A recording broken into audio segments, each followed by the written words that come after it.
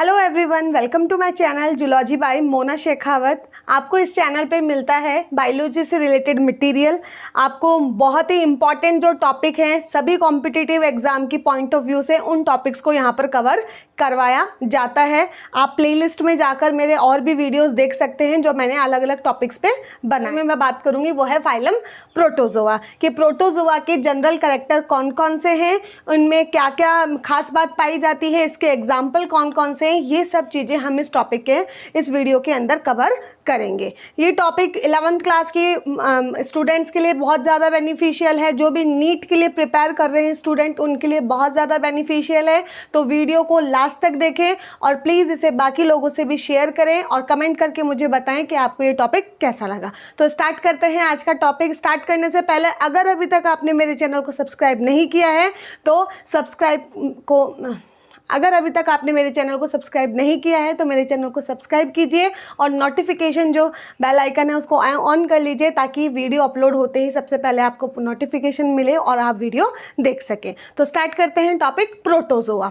नाम ही देखो प्रोटोजोआ है। प्रो मतलब होता है, अब इसको अगर मैं तोड़ूं, इस नाम को अगर मैं तोड़ूं तो क्या होगा, प्रोटो प्लस जोआ।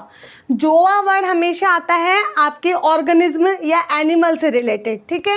और प्रोटो मतलब प्रो मतलब पहले वाला, प्रिमिटिव टाइप के। तो वो सभी एनिमल जो कि प्रिमिटिव टाइप के हैं, आदिम प्रकार के हैं, जिनके कैरेक्टर बाकी सभी से क्या होंगे, लेस डेवलप होंगे। जो सबसे सरल प्रकार के जीव होंगे वो कौन होंगे, आपके प्रोटोजोआ के सदस्य होंगे, ठीक है। ये फाइलम जो है वो तीसरा सबसे बड़ा फाइलम है, तीसरे नंबर पे ये आएगा। अगर फर्स्ट पे हम बात करें तो वो ऑर्थ्रोपोड्स आ जाता है। दूसरी बात करें तो ये इसके फाइलम के अंदर उन सभी सदस्यों को सम्मिलित किया गया है जो कैसे हैं, यूनिसेलुलर है और यूकैरियोटिक है। आपको ये वर्ड समझ में आ रहे होंगे, नहीं आ रहे हैं तो मैं आपको एक्सप्लेन कर देती हूँ। यूनिसेलुलर मतलब इनका जो बॉडी है वो सिर्फ एक ही सेल से मिलकर बनी होती है, सिंगल सेल होते हैं। वो एक ही सेल पूरे की पूरी जो एक्टिविटी होती है एनिमल की उसे रेगुलेट करते हैं, चाहे वो रेस्पिरेशन हो, चाहे वो डाइजेशन हो, चाहे वो सर्कुलेशन हो, सब कौन करवाएगा, सब वो एक ही सेल करवाएगी। साथ ही साथ ये क्या है, यूकैरियोटिक है। यूकैरियोटिक मतलब मेम्ब्रेन बाउंड ऑर्गेनेल्स यहाँ पे पाए जाएंगे, साथ ही साथ वेल डेवलप न्यूक्लियस इनके अंदर होगा। तो ये यूकैरियोटिक होते हैं और यूनिसेलुलर होते हैं। नेक्स्ट बात हम करें तो अभी मैंने आपको बताया कि इसके अंदर सिर्फ एक सेल होती है और वो एक ही सेल सारे के सारे बायोलॉजिकल जो एक्टिविटी है, चाहे वो रेस्पिरेशन हो, चाहे वो डाइजेशन हो, चाहे वो एक्सक्रीशन हो, उन सबको करवाती है। इसलिए यहाँ पर अगर हम ऑर्गेनाइजेशन की बात करें कि इनकी बॉडी का ऑर्गेनाइजेशन, इनके अंदर संगठन की कोटि किस तरीके की है, तो हम उसे सेलुलर नहीं कहेंगे, हम उसे बोलेंगे प्रोटोप्लाज्मिक। सेलुलर कब बोलते हैं, जब बहुत सारी सेल्स का ग्रुप होता है, जो कि पोरीफेरा में आपको देखने को मिलेगा। यहाँ पर ओनली सिंगल सेल्ड है और उसके अंदर का जो प्रोटोप्लाज्म है वो सारे के सारे काम यहाँ पर करवा रहा है। तो इनके संगठन की कोटि कैसी होगी, लेवल ऑफ ऑर्गेनाइजेशन इनका प्रोटोप्लाज्मिक होगा। इस प्रोटोप्लाज्म के अंदर ये प्रोटोप्लाज्म है वो मोनोन्यूक्लिएटेड मतलब सिर्फ एक न्यूक्लियस वाला भी हो सकता है, मल्टी न्यूक्लिएट मतलब बहुत सारे न्यूक्लियस वाला भी हो सकता है। ये दोनों कंडीशन आपको देखने को मिल सकती है। कुछ एनिमल जैसे कि पैरामीशियम जो है उनके अंदर जो केंद्रक है उसके अंदर क्या पाई जाती है, बहुरूपता पाई जाती है, डायमॉर्फिज्म पाई जाती है, ठीक है। तो इन सब चीज़ों को आप ध्यान रखना। और साथ ही साथ जो प्रोटोजोआ के जो मेंबर हैं उनके अंदर फिजियोलॉजिकल डिवीजन ऑफ लेबर भी यहाँ पे पाया जाता है, इन न्यूक्लियस के अंदर भी। पैरामीशियम में मैं आपको आगे बताऊंगी, दो तरीके के न्यूक्लियस होते हैं, माइक्रो और मैक्रो। दोनों का काम फिक्स होता है कि कौन ग्रोथ करवाएगा और कौन रिप्रोड्यूस करवाएगा, ठीक है। नेक्स्ट हम बात करें, प्रोटोजोआ को सबसे पहले देखा किसने, भाई सबसे पहले इसके बारे में पता किसने लगाया, तो वो साइंटिस्ट है ल्यू वैन हॉक। बहुत इंपॉर्टेंट है, बहुत बार पूछा गया है, ध्यान रखना, ल्यू वैन हॉक, ठीक है। लिविंग सेल को भी अगर हम बात करें किसने देखा तो वो ल्यू वैन हॉक ने देखा था। ये जो प्रोटोजोआ जो पर्टिकुलर वर्ड है जो हम पढ़ते हैं, ये वाला जो वर्ड किसने दिया, वो गोल्डफस्ट ने दिया। वेरी इंपॉर्टेंट, ध्यान रख लेना, गोल्डफस्ट ने ये नाम दिया था। बात करें क्योंकि इनके अंदर एक ही सेल है तो इन्हें हम एक सेल है वही सारा काम कर रही है तो इन्हें हम ए सेलुलर भी कहते हैं। और ये ए सेलुलर नाम देने का जो काम किया वो किसने किया? डॉबेल ने किया। किसने किया? डॉबेल जो साइंटिस्ट है उन्होंने उन्हें ए सेलुलर नाम दिया। तो 3 नाम हो गए। सबसे पहले देखा किसने? वो ल्यूवेनहॉक ने। ए सेलुलर किसने बोला? डॉबेल ने। और बात करें इसका प्रोटोजोआ नाम किसने दिया? तो वो दिया गोल्डफस्ट ने। आगे हम बात करते हैं, ये है कॉस्मोपॉलिटियन होते हैं, मतलब ये सब जगह प्रेजेंट होते हैं, हर जगह ये मिलने वाले होते हैं। तो जो ऑर्गेनिज्म हर जगह मिलते हैं, कहीं पे भी मिल जाएंगे, विश्व के किसी भी कोने में मिल जाएंगे, उन्हें हम बोलते हैं कॉस्मोपॉलिटियन। नॉर्मली अगर हम बात करें ज़्यादातर ये कैसे होते हैं? एक्वेटिक होते हैं, पानी के अंदर रहने वाले होते हैं। ये कुछ होते हैं फ्री लिविंग, जैसे कि अमीबा वगैरह जो खुद अकेले रहते हैं, किसी दूसरे का साथ जिनको नहीं चाहिए। लेकिन कुछ क्या होते हैं? पैरासाइट होते हैं। भाई ये तो खुद अकेला रह रहा है, अकेला सारा काम कर लेगा। लेकिन कुछ पैरासाइट जो कि खुद से काम नहीं करना चाह रहे हैं, वो किसी दूसरे की बॉडी में जाएंगे, उसको हार्म करेंगे और उससे क्या करेंगे?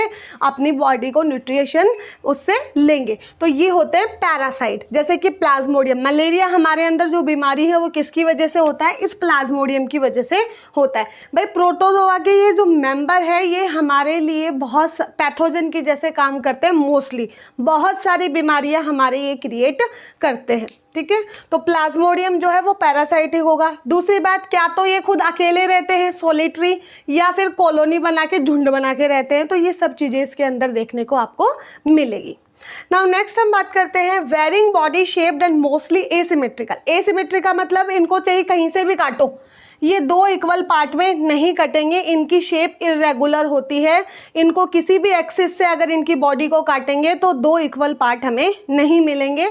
अब नेक्स्ट चीज़, इनकी जो बॉडी शेप है, कुछ एनिमल्स की क्या होती है कि कुछ तो होते हैं नेकेड, जिनके ऊपर कोई भी आवरण नहीं पाया जाएगा, तो उनकी शेप भी कैसी होगी? इरेगुलर। हम कोई शेप नहीं उसकी डिफाइन कर सकते। लेकिन कुछ जो ऑर्गेनिज्म होते हैं उनकी बॉडी के ऊपर एक पतली सी डेलिकेट एक मेम्ब्रेन का आवरण होता है, जिसे हम क्या बोलते हैं? पेलिकल बोलते हैं, टेस्ट बोलते हैं, या जिसे हम शेल कहते हैं। ठीक है, इसका नाम रखना। मतलब कुछ जीवों के ऊपर पेलिकल का बना हुआ आवरण पाया जाता है। अगर पेलिकल प्रेजेंट है तो जो एनिमल है उसकी शेप कैसी होगी? डेफिनाइट होगी। और अगर नहीं है तो वो इरेगुलर शेप का होगा। भाई कोई बाउंड्री डिसाइड करने के लिए है ही नहीं, कहीं पे भी आ सकता है, कहीं पे भी सूडोपोडिया अपने क्या कर सकता है? फेंक सकता है, कैसी भी आकृति वो ले सकता है। नेक्स्ट हम बात करें, कुछ जो प्रोटोजोआ के ग्रुप हैं उनके अंदर एक्सोस्केलेटन पाए जाते हैं। ज़रूर नहीं कि सारे एक जैसे हो, कुछ जो मेंबर्स हैं, कुछ ग्रुप्स के जो मेंबर्स हैं उनके अंदर क्या पाया जाता है? बाह्य कंकाल पाया जाता है, जो कि किससे मिलकर बना होता है? सिलिका का या फिर कैल्शियम कार्बोनेट से मिलकर बना होता है। वेरी वेरी वेरी इंपॉर्टेंट, इसको ध्यान रखना। अगर जो रेडियोलेरियन ग्रुप के जो मेंबर्स हैं उनके अंदर एक्सोस्केलेटन किसका मिलकर बना होता है? सिलिका का। और जो फोरामेनिफेरस ग्रुप के जो ऑर्गेनिज्म हैं उनके अंदर जो एक्सोस्केलेटन है वो कैल्शियम कार्बोनेट का मिलकर बना होता है। अच्छे से याद कर लेना कि रेडियोलेरियन में सिलिका का, फोरामेनिफेरस में कैल्शियम। अब हमें पता है ये दोनों ही चीज़ क्या है? हार्डनेस देती हैं, कठोरता देती है। ठीक है, तो ये जब रेडियोलेरियन ग्रुप के मेंबर या फोरामेनिफेरस ग्रुप के जब मेंबर मर जाते हैं तो इनकी जो डेड बॉडी है, भाई ये मर गए, तो इनका जो अवशेष है वो क्या होगा? समुद्र में नीचे की साइड में क्या हो जाएगा? धंस जाएगा। ये लिखा हुआ, they will form a deposition in the bed of sea. वहाँ पे जाकर इकट्ठे वो हो जाएंगे। और जिन्हें हम कहेंगे, अगर रेडियोलेरियन ग्रुप के मेंबर वहाँ जाके इकट्ठे हो रहे हैं बहुत सारे, तो उन्हें हम बोलेंगे रेडियोलेरियन ऊज। और अगर फोरामेनिफेरस ग्रुप के कर रहे हैं तो उन्हें हम बोलेंगे फोरामेनिफेरस ऊज। ठीक है, तो ये भाई एक्सोस्केलेटन है, पत्थर जैसी है, बहुत ज़्यादा सख्त है। जाके क्या हो गए? समुद्र की तली में बैठ गए, बहुत सारे पत्थर वहाँ पे क्या हो गए? इकट्ठे हो गए। यही आपके क्या है? रेडियोलेरियन ऊज और फोरामेनिफेरस ऊज। बात करें रेडियोलेरियन यूज़ की, तो ये पॉलिशिंग मटेरियल, एक जो यहाँ पे Tripoli stone for polishing material है उसके लिए काम में आएंगे। तो ट्रिपोली स्टोन्स की जैसे काम करते हैं, जो पॉलिश करने के काम में आएंगे। अगर बात करें फोरामेनिफेरस के जो पिरामिड्स बनते हैं तो उसमें जो पत्थर काम में लिया जाता है वो किसका लिया जाता है? फोरामेनिफेरस ऊज से लिया जाता है। तो इन सब चीज़ों को आप अच्छे से ध्यान में रखना। ये नेक्स्ट हम बात करते हैं कि और कौन से कैरेक्टर हैं जो प्रोटोजोआ के सदस्यों के अंदर पाए जाते हैं। तो लास्ट स्लाइड में आपको ये दिखा नहीं होगा नीचे की साइड में, तो मैंने इसे ऊपर मेंशन कर दिया है कि अगर फोरामिनाफेरेंस ग्रुप के मेंबर मर जाते हैं, नीचे जाके डिपॉजिट हो जाते हैं, तो उसे हम बोलते हैं फोरामिनाफेरस ooze, जो कि पिरामिड बनाने के काम में आते हैं। अगर बात करें रेडियोलेरियन ooze की, तो ये ट्रिपोली स्टोन बनाने के काम में आते हैं, जो कि पॉलिशिंग में काम में लिए जाएंगे। नेक्स्ट बात करते हैं हम न्यूट्रिशन कि इनके अंदर जो पोषण है प्रोटोजोआ के अंदर वो कैसा होता है। तो हमें पता है कि ये भाई एनिमल है, तो एनिमल में जो कैसा होता है, प्राणी समभोजन होता है, होलोजोइक टाइप का क्या होता है, यहाँ पे न्यूट्रिशन पाया जाता है, जैसे कि अमीबा में। ठीक है, दूसरी चीज़ जो भी पैरासाइटिक होंगे उनके अंदर पैरासाइटिक होगा या सेप्रोफाइटिक होगा। सेप्रोफाइटिक मतलब डेड एनिमल्स को खाने वाले, उनको डिकम्पोज करने वाले। और साथ ही साथ एक एक्सेप्शन आपके यहाँ पे मिक्सोट्रॉपिक। मिक्सोट्रॉपिक मतलब ये दो तरीके की कंडीशन को, हेटेरोट्रॉप भी हो सकते हैं और ऑटोट्रॉप भी हो सकते हैं। क्यों? क्योंकि ये जो यूग्लिना है ये प्लांट और एनिमल की कनेक्टिव लिंक है। आप ध्यान रखना, connective link between plant and animal. क्यों? क्योंकि इसके अंदर क्लोरोप्लास्ट प्रेजेंट होता है जो कि इसे प्लांट का करैक्टर देता है। लेकिन बाकी जो करैक्टर हैं, जैसे इसके अंदर लोकोमोटरी ऑर्गन्स प्रेजेंट है, तो ये सब चीज़ें इनको क्या करती है, एनिमल का करैक्टर दे रहे। तो ये प्लांट और एनिमल के बीच की योजक कड़ी है, कनेक्टिव लिंक है। कौन? यूग्लिना। और यूग्लिना में क्योंकि ये इसके अंदर क्लोरोप्लास्ट प्रेजेंट है तो ये फोटोसिंथेसिस कर सकता है, इसलिए यहाँ पर मिक्सोट्रॉपिक टाइप ऑफ न्यूट्रिशन यहाँ पर होता है। याद रख लेना, इम्पॉर्टेंट है। ठीक है, नेक्स्ट हम बात करते हैं इसमें डाइजेशन की। तो हमें पता है भाई यूनिसेलुलर है, एक ही सेल है बॉडी के अंदर, तो इंट्रासेलुलर यहाँ पे डाइजेशन होता है, सेल के अंदर होने वाला। और सेल के अंदर भी यहाँ पर एक फूड वैक्यूल, खाद्य जालिका यहाँ पर होती है, जिसके अंदर पर्टिकुलर डाइजेस्टिव एंजाइम होते हैं जो कि खाने को पचाने का काम, उसको तोड़ने का काम करते हैं। नेक्स्ट अगर हम बात करें कि इसके अंदर जो रेस्पिरेशन होता है, जो भी एक्सक्रीशन होता है, स्टार्टिंग में मैंने बता दिया था कि जो भी बायोलॉजिकल एक्टिविटी होगी वो एक सेल ही करेगी। और सेल में भी कहाँ से होता है, बॉडी सरफेस जो है इसकी, शरीर की जो सतह है उसके थ्रू यहाँ पर ये होता है by the process of diffusion. जहाँ पे चीज़ ज़्यादा है, ज़्यादा से कम की तरफ वो क्या करेगी, मूव कर जाएगी। तो डिफ्यूजन के थ्रू बॉडी सरफेस से क्या होता है, रेस्पिरेशन, एक्सक्रीशन या बाकी जो भी बायोलॉजिकल एक्टिविटी है वो होती है। नेक्स्ट बात करते हैं, ये जो एक्सक्रीश जब करते हैं तो इनके अंदर जो एक्सक्रीटरी मटेरियल बनता है वो कौन सा बनता है। तो हमें पता है कि मोस्टली ये क्या होते हैं, एक्वेटिक होते हैं। और जो भी एक्वेटिक एनिमल्स होते हैं इनका आप हमेशा ध्यान रखना, पानी में रहने वाले ज़्यादातर मात्रा में किसको सिक्रेट करते हैं, अमोनिया, क्योंकि अमोनिया के बनने के लिए ज़्यादा मात्रा में पानी चाहिए होता है, तो ये अमोनिया को सिक्रेट करते हैं। लेकिन ये अमोनिया भाई एक्वेटिक है, पानी का वॉल्यूम बहुत ज़्यादा है, ये जो अमोनिया सिक्रेट कर रहे हैं जो कि टॉक्सिक होती है वो बहुत कम है, तो उसका इफेक्ट बाकी एक्वेटिक एनिमल्स में नहीं पड़ता है, तो उसकी टेंशन आप मत लेना। नेक्स्ट है कि in some fresh water protozoan get rid of excess water by the contractile vacuole. इसको समझो, जो एमीबा फ्रेश वाटर के अंदर रहते हैं तो फ्रेश वाटर के अंदर पानी का कॉन्सेंट्रेशन क्या है, ज़्यादा है। और बात करें हम इसकी खुद की बॉडी की, अमीबा की या कोई भी पर्टिकुलर प्रोटोजोआ की, तो उसका जो इसकी बॉडी का जो मीडियम है वो सराउंडिंग की तुलना में कैसा होगा, वो कैसा होगा, हाइपरटोनिक होगा, मतलब इसके अंदर पानी कम है, तो पानी क्या होगा, बाहर से अंदर की तरफ आने लगेगा। और ठीक है, बाहर से अंदर की तरफ आने लगेगा। तो भाई ये इसके अंदर है, अब इसके अंदर लगातार पानी आए जा रहा है, आए जा रहा है, आए जा रहा है, तो क्या है, ये बहुत ज़्यादा पानी इसकी बॉडी में आ जाएगा और ये फटने की कगार पे आ जाएगी, इसकी सेल मेम्ब्रेन फट सकती है। तो इस चीज़ से बचने के लिए यहाँ पर क्या होती है, कॉन्ट्रैक्टाइल वैक्यूल होती है, जो भी एक्स्ट्रा पानी इसकी बॉडी में एंटर करता है उस पानी को बाहर लगातार निकालती रहती है ताकि इसके अंदर फटने के चांसेस ना हो। मतलब ये एक तरीके से ऑस्मो रेगुलेशन का काम करती है, वहाँ पर जो उसकी कॉन्सेंट्रेशन है उसको मेंटेन रखती है। क्लियर है?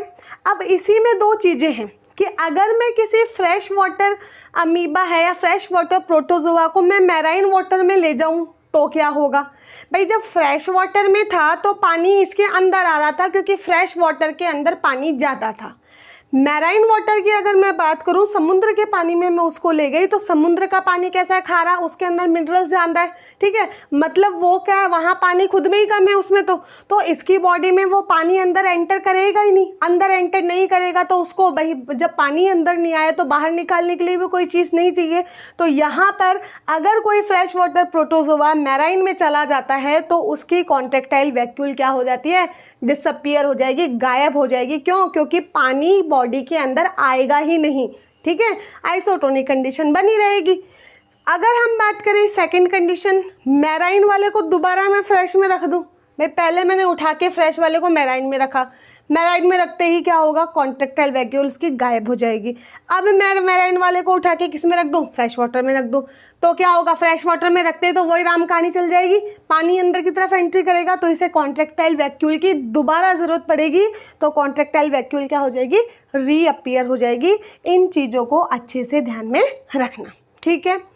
नेक्स्ट हम बात करते हैं लोकोमोटरी स्ट्रक्चर की, जो कि बहुत इंपॉर्टेंट है और प्रोटोजोआ के सदस्यों को इसी के आधार पर क्या किया गया है, क्लासीफाई किया गया। हर एक जो भी फाइलम है उसके सदस्यों को जो उनका जो क्लासिफिकेशन किया है वो किसी ना किसी बेसिस पे किया गया है, कोई ना कोई आधार बनाया गया है कि भाई मैं इस बेसिस पे इसको क्लासिफिकेशन करती हूँ, इस करेक्टर के आधार पर। तो प्रोटोजोआ को लोकोमोटरी स्ट्रक्चर के आधार पर हमने क्या किया है, क्लासीफाई किया है। इसमें 3 तरीके की लोकोमोटरी स्ट्रक्चर होती है। कौन कौन सी होती है? सबसे पहले स्यूडोपोडिया। तो पहली बात तो ध्यान रखना, स्यूडो वर्ड बायोलॉजी में जहाँ पे भी आए उसका मतलब होता है आभासी, नकली, ठीक है, आभासी है, नकली है, ऐसे ही है इमेजिनेशन, एक तरीके से उसके जैसे रिजम्बलेंस देने वाला, ठीक है। तो स्यूडोपोडिया मतलब पैर जैसी दिखने वाली संरचना है, जो कि अमीबा में आपको देखने को मिलती होगी। स्टार्टिंग से आपने कि भाई अमीबा ऐसा होता है, ये जो निकला हुआ है ये क्या होता है, स्यूडोपोडिया। तो अमीबा में स्यूडोपोडिया। बात करें यूग्लिना में, तो यूग्लिना में आपने भाई ऐसा, तो ये क्या होता है, ऐसा कुछ निकला रहता है, ये क्या है, आपके फ्लैजिला है, जो कि मूवमेंट में काम करता है, जो कि नंबर में 1 या 2 होता है, 2 में होता है, तो एक ही बाहर निकला रहता है, एक अंदर ही सीमित रह जाता है, जहाँ से ओरिजिनेट होता है उससे थोड़ी सी दूर आ गई। नेक्स्ट है सीलिया। आपने देखा होगा पैरामीशियम, कहाँ बनाऊँ, ये पैरामीशियम। तो पैरामीशियम की बॉडी पे ऐसे हेयर लाइक स्ट्रक्चर्स, ये पूरी बॉडी पे छोटे छोटे से हेयर लाइक स्ट्रक्चर होते हैं, इन्हें हम क्या बोलते हैं, सीलिया कहते हैं। फ्लैजिला और सीलिया, फ्लैजिला बहुत कम नंबर में होता है, सीलिया बहुत ज़्यादा नंबर में होता है। फ्लैजिला बड़ा होता है, सीलिया बहुत छोटे छोटे से होते हैं, ठीक है। तो सीलिया किस में होता है, पैरामीशियम के अंदर प्रेजेंट होता है। नेक्स्ट बात करूँ कि भाई पहले क्या, तो स्यूडोपोडिया के थ्रू या सीलिया के थ्रू या फ्लैजिला, और अगर किसी के थ्रू नहीं है तो वो कौन से मेंबर होंगे, स्पोरोजोवन। स्पोरोजोवन में सारे के सारे पैरासाइट जो प्रोटोजोवन है उनको रखा गया है, क्योंकि ये पैरासाइट है, उन्हें तो होस्ट की बॉडी से मतलब है, वहाँ जाएंगे, वहाँ से फूड वगैरह सब लेंगे, इनको खुद को तो कहीं आना जाना है ही नहीं। तो पैरासाइटिक अडेप्टेशन के कारण इनमें किसी तरीके का कोई भी लोकोमोटरी ऑर्गन नहीं होता है। तो ये आपके स्पोरोजोवन में जो प्लाज्मोडियम जिसके अंदर आता है उसमें कोई भी लोकोमोटरी ऑर्गन नहीं होगा। तो क्या तो लोकोमोशन स्यूडोपोडिया से होता है, या सीलिया से होता है, या फ्लैजिला से होता है, या लोकोमोटरी ऑर्गन होता ही नहीं है। नेक्स्ट हम बात करते हैं रिप्रोडक्शन की। तो रिप्रोडक्शन इसके अंदर 2 तरीके का होता है, क्या तो एसेक्सुअल और या फिर सेक्सुअल। सबसे ज़्यादा मात्रा में जो होता है वो एसेक्सुअल, क्योंकि ये सबसे प्रिमिटिव एनिमल है, सबसे प्रिमिटिव एनिमल है, और इस एनिमल के सदस्यों को हम इमॉर्टल भी कह देते हैं। क्यों? क्योंकि हर एक एनिमल को अगर हम काट रहे हैं और हर काटे हुए हिस्से में अगर न्यूक्लियस प्रेजेंट है तो वो क्या होगा, 2 एनिमल्स में बदल जाएगा। आपने सुन रखा होगा कि हम इस वर्ग के सदस्यों को हम क्या बोलते हैं, भाई इमॉर्टल कहते हैं, ये अमर होते हैं, इनके अंदर रीजनरेशन की क्षमता क्या होती है, बहुत ज़्यादा प्रेजेंट होती है। तो इनमें नॉर्मली जो रिप्रोडक्शन होगा वो कौन सा होगा, एसेक्सुअल। कौन कौन सा हो सकता है, बाइनरी फिशन जिसमें 1 से 2 बन जाते हैं, ट्रांसफ़र। अब देखो फिशन अगर ऐसा है, टेढ़ा हो रहा है, लेटा हुआ हो रहा है, तो वो ट्रांसफ़र होगा। अगर ये सीधा हो रहा है जैसे कि ट्रिपनोसोमा यूग्लिना है तो वो लॉन्गिट्यूडिनल हो जाएगा, वर्टिकल। ऐसे हो रहा है तो लॉन्गिट्यूडिनल, ऐसे हो रहा है तो ट्रांसफ़र। मल्टीपल फिजन मतलब बहुत सारे फिजन हो गए, अंदर बहुत सारे न्यूक्लियस बन गए, और सडनली जब न्यूक्लियस बहुत ज़्यादा हो गए तो बाहर की मेम्ब्रेन फट गई और वो सब बाहर आउट हो गए, जो कि प्लाज्मोडियम में आपको देखने को मिलता है। बात करें सेक्सुअल रिप्रोडक्शन की, तो सेक्सुअल रिप्रोडक्शन 2 तरीके का होगा, एक तो सिनगेमी, सिनगेमी, वही सिन मतलब जुड़ना, गेमी मतलब गैमीट्स का। अगर male gamete female gamete fuse हो रहे हैं, फर्टिलाइजेशन हो रहा है, वो क्या होगा आपके सिनगेमी, जो कि प्लाज्मोडियम में होगा। और प्लाज्मोडियम में भी सेक्सुअल रिप्रोडक्शन कहाँ होता है? फीमेल एनाफिलीज के अंदर, ह्यूमन बींग्स में नहीं होता है। ह्यूमन बींग्स में एसेक्सुअल रिप्रोडक्शन होता है। बात करें दूसरा कॉन्जुगेशन, तो कॉन्जुगेशन पैरामीशियम में होता है। होता क्या है इसके अंदर? देखो, ये जो दो पैरामीशियम है,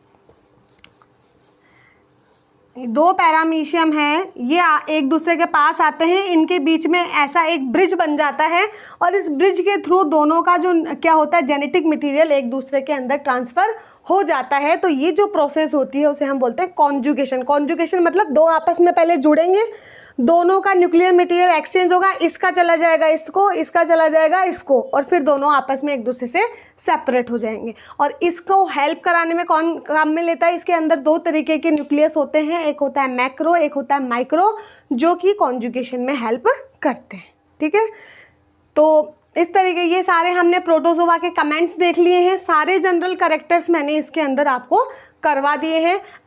नेक्स्ट अगर हम इसके एग्जाम्पल की और क्लासिफिकेशन की बात करते हैं, तो क्लासिफिकेशन मैं नेक्स्ट वीडियो में आपको एक्सप्लेन कर दूंगी। इस वीडियो में सिर्फ जनरल कैरेक्टर्स की ही हम बात करेंगे।